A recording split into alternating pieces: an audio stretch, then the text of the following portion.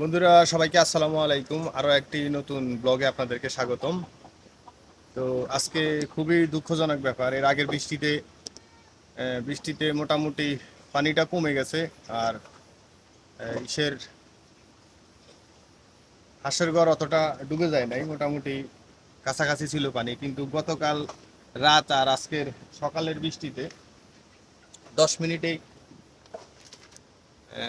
হাঁসের ঘর ডুবে গেছে। তো হাঁসের ঘরে হাঁস নেই আপাতত, আমাদের জানেন যে মুরগি থাকে। তো মুরগিগুলা মোটামুটি অলরেডি পানিতে ভাসতেছে। এটাই আজকে আপনাদের সামনে শেয়ার করলাম। চলুন দেখি কি অবস্থায়। যে আমি যেখানে নামছি এখানে পুরো, আগে তো পানি একটু কম ছিল, এখন পুরাটাই পানি। এই যে পানি, বৃষ্টির পানিতে ছাগলের পায়খানাগুলো বেশি আইসা এই যে ভাসতেছে। আমি গামবোর্ড পায়ে দিয়ে নিছি। এই হচ্ছে মুরগির ঘর।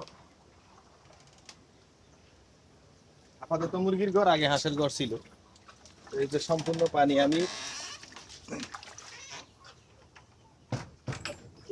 এই যে পানি, আমার মুরগিগুলো সব পানির উপরে ভাসতেছে। তো বুঝলাম না বৃষ্টিতে যে অবস্থা এখন, এই যে মুরগিগুলারে নিয়ে কি করি। আপাতত এগুলার আবার ওই ছাগলের ঘরে যে ফার্মি মুরগিগুলো রাখা হয়েছিল সেখানে রাখার ব্যবস্থা করবো। কিছু করার নাই, মুরগিগুলো তো আর পানিতে বাসানো যাবে না। এই যে ওরা অলরেডি, মানে ওরা আসলে বুঝতেছে না ওরা কি করবে। আমিও বুঝতেছিলাম না ওরা আমি কি করবো। তো যাই হোক, এখন তাদেরকে এখান থেকে ট্রান্সফার করতে হইব। কিন্তু তার আগে আমাদের যে ফার্মি মুরগির বাচ্চাগুলো যেখানে আছে ওইখানে রাখবো ওদেরকে। বড় মুরগিগুলোর সাথে দিলে ওদেরকে খাইতে দেয় না, মারামারি করে। তো বৃষ্টির পানিতে মোটামুটি আমাদের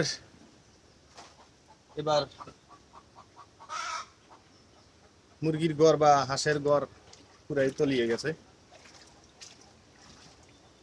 আর ছাগলের ঘর মোটামুটি অবস্থা খুব সিরিয়াস। এই যে পুরাটাই পুরাটাই বৃষ্টিতে ভেঙে গেছে। আগে যা সিমেন্টের বস্তা দিয়ে আটকানো হয়েছিল, এটা আবার বালি ছিল তো ধুয়ে যাইতেছে। তো কাজ চলতেছে এখানে। আমরা ওই যে এখন বালি বস্তার ভিতরে বালি ঢুকাইয়া, বালি দিয়ে বাঁধ দিয়া আবার পুরোটা ফিল আপ করার চেষ্টা করতেছি। কারণ ঘরটাকে বাঁচাইতে হবে, নাইলে আমাদের ছাগল মুরগি সব নিয়ে হয়তো বা ঘর পুকুরের নিচে চলে যাবো। তো যাক, সবাই আমাদের জন্য দোয়া করবেন যাতে আমাদের মুরগি হাঁস সমস্ত কিছু সেভে থাকে। ভালো থাকবেন সবাই। যদি আমাদের চ্যানেলে নতুন হয়ে থাকেন তাহলে অবশ্যই চ্যানেলটাকে সাবস্ক্রাইব করে রাখবেন। আর ভিডিওটি ভালো লাগলে অবশ্যই একটা লাইক দিয়ে দিবেন। আপনার কোনো মতামত থাকলে সেটা কমেন্টে লিখে যাবেন। ভালো থাকবেন সবাই। আসসালামু আলাইকুম।